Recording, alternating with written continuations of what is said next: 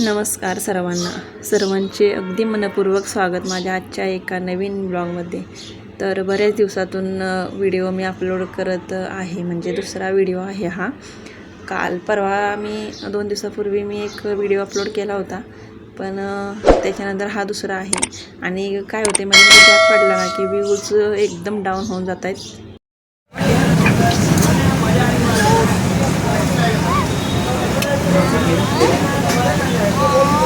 शी शी शी शी शी शी शी शी शी माहिती आहे शिया आहे शिया शिया शिया शिया शिया शिया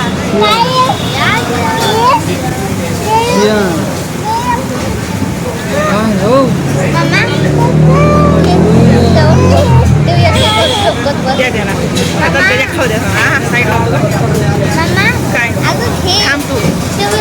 नको म्हणा जेवल्यानंतर आम्हाला जायचं होतं यांच्या कंपनीच्या खरं फंक्शनला, पण नंतर दोघांनी पण कंटाळा केला। कारण काय होतं ते पण लांब आहे बरंच, आणि तिथं जायचं आणि काय बघतच फक्त बसायचं। आपण काय आपल्याला खेळता येत नाही, गुजराती लोकांचं असतं त्या टाईपमध्ये, आणि त्यामुळं मग गरबा तर आपल्याला जमत नाही। त्यामुळं मग आम्ही पण कंटाळा केला जायचा, आणि म्हटलं की जाऊ दे आपण बाहेर जाऊया जेवायला।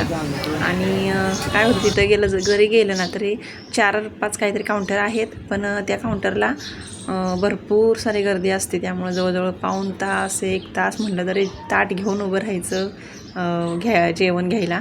त्यामुळे म्हटलं जाऊ द्या तिकडं नको जायला। मग आम्ही बरंच काय काय घ्यायचं होतं, आम्हाला पण खरेदी करायचं होतं। त्यामुळे म्हटलं जेवण वगैरे बाहेरच केलं आणि आलो मग संध्याकाळी। आणि माझ्यासाठी ही मोमेंट म्हणजे खूप महत्त्वाची आणि खूप म्हणजे हॅपी मोमेंट होती।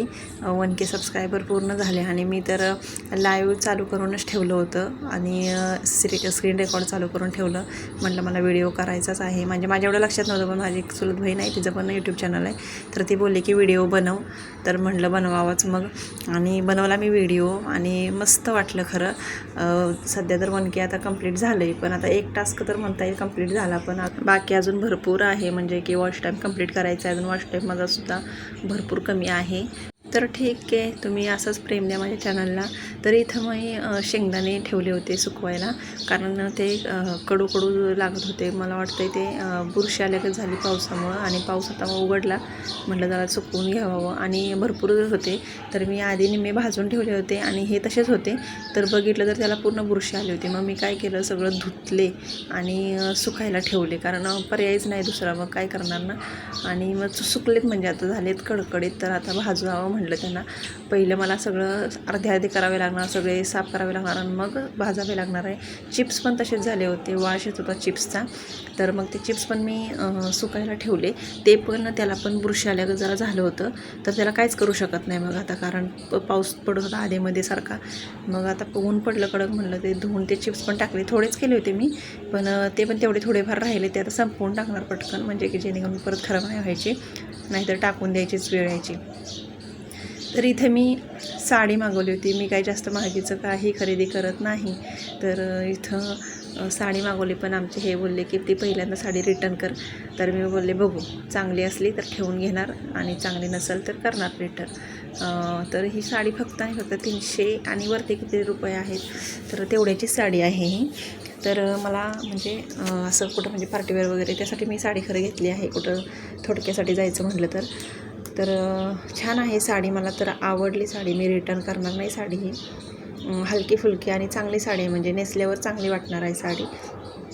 तिचे काठ महत्त्वाचं म्हणजे मला आवडले, असं म्हणजे डिझाईन आहे ना, ती मला खूप आवडली काठावरती, आणि एवढी पण अशी चांगल्या क्वालिटीची नाही आहे बघा। आपण म्हणजे पैशाच्या हिशोबातच प्रत्येक वस्तू आपल्याला मिळते, तर आपण 1000 रुपयाची वस्तू घेऊ तशी ती 1000 रुपयाच्याच म्हणजे हिशोबात मिळणार।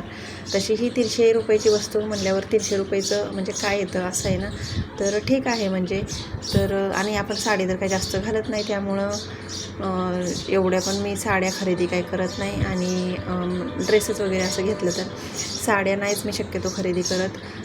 कुणी जर म्हणजे घेतली भाऊबीजेला किंवा असं कुणी कशाला घेतलेली जर असेल ना साडी, तरच माझ्याकडे साडी, आणि नाहीतर मी यांना पण म्हणत नाही की साड्या मला घ्या किंवा काय, कारण आपण घालतच नाही तर घेऊन तरी काय करायचं ना, साड्या ठेवूनच राहतात त्या कपाटात, त्यापेक्षा ते न घेतलेल्या बऱ्या। म्हणून घेतली मी ही हलकी साडी घेतली। तर हे मला म्हणले की आता मुंबईला गेल्यानंतर आपण घेऊया साडी, ही तू माघारी करून टाक। तर मी नाही करणार साडी माघारी.